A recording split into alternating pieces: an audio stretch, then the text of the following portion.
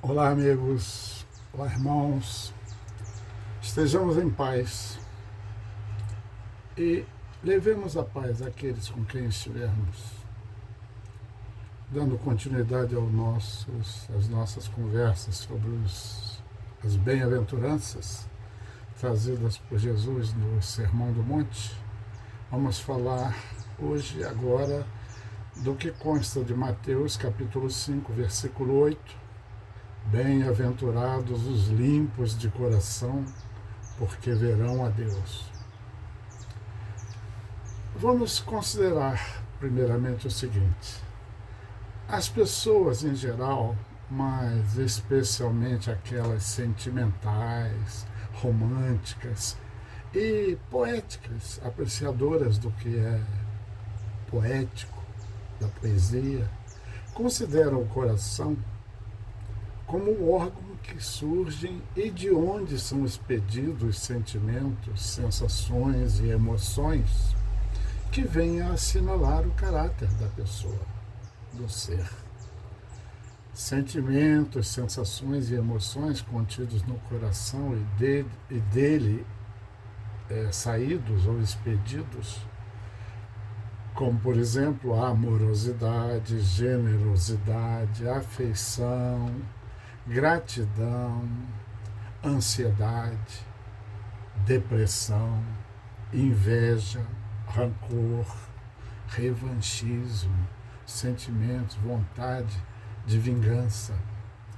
O coração é um órgão sujeito a sentimentos, sabemos, como a ansiedade e depressão, que o fazem sofrer. Essas sensações, esses sentimentos recebidos ou percebidos pelo coração fazem-no sentir palpitações, causam dores, aceleram a respiração, causam falta de ar, ocasionam desânimo, fadiga, desfalecimentos, chegam até a causar óbitos, caso exista alguma doença grave, cardíaca, pré-existente. Como conclusão de estudos e pesquisas, a ciência comprova que o coração sente e se comporta, retendo e expedindo vibrações ou energias conforme o pensamento da pessoa. Pensamento é algo que se liga à percepção, à consciência, à memória, à vontade, às intenções, enfim, aos sentimentos do ser da pessoa. A ciência diz que o pensamento é produto do cérebro.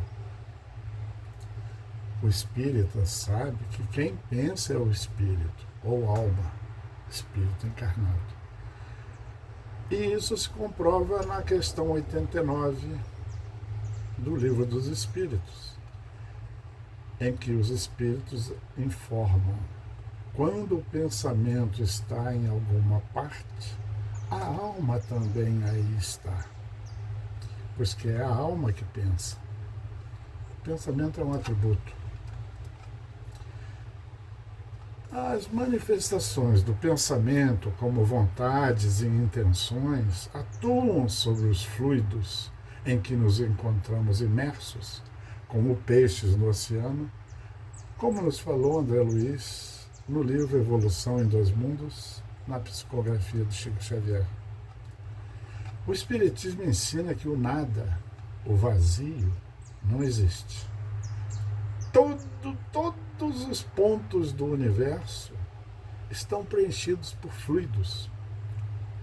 Desde o início do século XX, aí pelo ano 1900, 1890, 1904, a ciência vem aprofundando estudos por meio da física quântica e vem descobrindo que no espaço que nos envolve atuam vibrações, ondas, raios, movimentos, energias fantásticas. E a isso tudo o Espiritismo chamou de fluidos, né? E fica demonstrado, então, que os fluidos permeiam, os fluidos ou energias, permeiam todo o universo. Esses fluidos são sensíveis e influenciáveis pela força exercida pela vontade, pela intenção, pelos desejos contidos no pensamento das pessoas, dos espíritos encarnados, das almas. O espírita aprendeu que fluidos de mesma natureza se atraem, enquanto que os de natureza contrária se repelem, representando isso uma lei referente ao comportamento dos fluidos. Assim, pensamentos bons atraem pensamentos bons, pensamentos benfazejos ou pensamentos positivos. Esses pensamentos bons atraídos por um bom pensamento vão substituir ou melhorar fluidos malfazejos ou negativos existentes. E pensamentos maus ou negativos atraem fluidos maus, né? Negativos, repelindo fluidos bons ou fluidos positivos.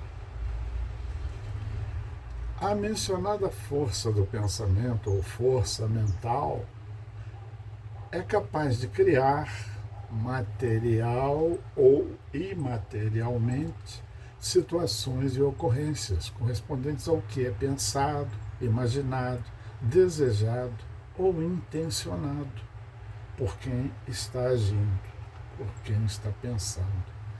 Já que o coração sente e se comporta retendo e expedindo vibrações ou energias conforme o pensamento da pessoa, esse coração ou coração demonstra verdadeiramente o que a pessoa é no seu íntimo e quais são as intenções e desejos que verdadeiramente ela direciona às pessoas com quem se relaciona ou em quem pensa. O coração, no fundo, demonstra então como a pessoa é, em termos do que ela imagina, pensa, sente e deseja. Daí ser voz geral, ouvir-se dizer que pessoas com boa vontade, sentimentos positivos, bons, pessoas bondosas, caridosas, são pessoas de bom coração.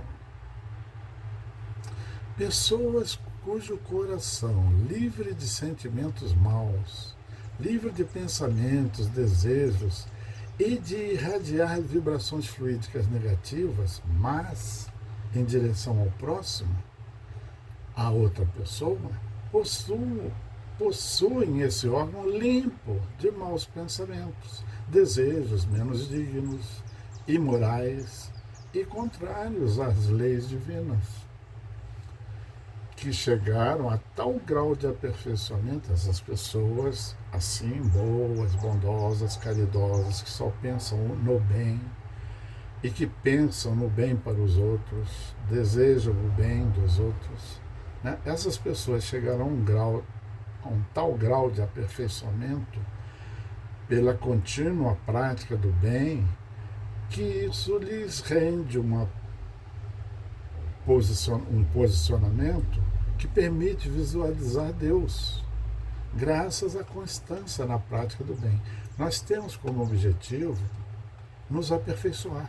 Fomos criados simples e ignorantes e temos como compromisso perante Deus, o Criador, nos aperfeiçoar, para nos aproximarmos dele. Então as pessoas que são boas, só pensam bem, querem o bem, desejam o bem, não tem nada de negativo no coração, digamos, tem um coração limpo, estão mais aperfeiçoadas que aqueles que pensam, fazem, querem o mal. Somente possuindo então esse coração puro, limpo de sentimentos e intenções maldosas, é que poder-se-á ter a visão de Deus. Pois enquanto mantivermos imperfeições morais, enquanto o nosso coração estiver mostrando nossos sentimentos maus, nossos desejos maus, nossa inveja, nosso orgulho, nossa vaidade, nosso egoísmo, nós não teremos possibilidade de nos aproximar de Deus, nem tampouco Ele está próximo de nós, como muitas vezes pensamos, né? Somente possuindo esse coração bom é que isso pode acontecer. Muitas pessoas acreditam estar Deus junto de nós, à nossa disposição, atendendo e cumprindo nossas vontades e caprichos. Entretanto, pela afirmação verdadeira, como todas aquelas afirmações de Jesus, considerando as emanações fluídico-energéticas vibracionais malfazejas que emitimos devido ao nosso egoísmo, orgulho e ainda pensamentos maus que o nosso coração mostra, e isso não nos permitindo fingir ou disfarçar o que realmente sentimos,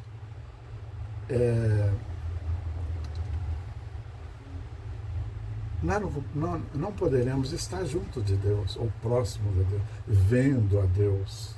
Né? E nessa ilusão de que muitos irmãos nossos têm, dizendo que com a fé deles, Deus está junto deles, responde aos desejos dele, os pedidos e aos caprichos que têm, a verdade é que isso não acontece. Mas acontece dependendo do coração que cada um tenha, limpo, puro, né? de anormalidades maldosas, né? De orgulho, vaidade, egoísmo. A proximidade com Deus só será possível quando estivermos de verdade aperfeiçoados e puros de espírito, que o nosso coração se mostrar dessa forma, limpo. Né? Em Lucas 11, capítulo 11, versículos 37 a 39, quando aquele fariseu convidou Jesus para jantar, chamou a atenção dele, Jesus, porque ele não lavara as mãos antes de sentar-se à mesa, ouviu de Jesus: vós outros pondes grande cuidado em limpar o exterior do copo e do prato. Entretanto, o interior de vossos corações está cheio de rapinas e iniquidades. Também em Mateus capítulo 15, versículos 37 a 39, Jesus fala: escutai e compreendei bem isto. Não é o que entra na boca que macula o homem. O que lhe sai da boca é que o macula. O que sai da boca procede do coração, e é o que torna impuro o homem. Porquanto do coração é que partem os maus pensamentos, os assassínios, os adultérios, as fornicações, os latrocínios, os falsos testemunhos, que tornam impuro o homem. Então Jesus mostra que impurezas do coração não se restringem, por exemplo, aos atos de malícia e abuso de prazeres sexuais, mas a todos aqueles atos, aqueles resultados que advierem do egoísmo, do orgulho, da presunção, da vaziedade e dos defeitos morais que a pessoa ainda contenha. A sujeira causada por essas deficiências morais é de muito mais difícil remoção do que aquela sujeira material da superfície externa das coisas, do prato, do copo, por exemplo. Ainda, como consta lá de Mateus, capítulo 10, versículos 13 a 15, Jesus afirma: o reino dos céus é para aqueles que se assemelham às crianças, ou seja, que conservem candura, humildade, simplicidade, e que, como na fase infantil, não tenham pensamentos vulgares, linguagem descuidada ou quaisquer ações contrárias às leis de Deus. Refletamos então, irmãos e amigos, no que a sabedoria de Jesus nos mostra como necessidade para a nossa bem-aventurança, para a nossa felicidade, localizando no coração a pureza e a limpeza de pensamentos e intenções que precisamos possuir para poder ver Deus. Estejamos em paz, levando a paz a quem pudermos levar. Que assim seja.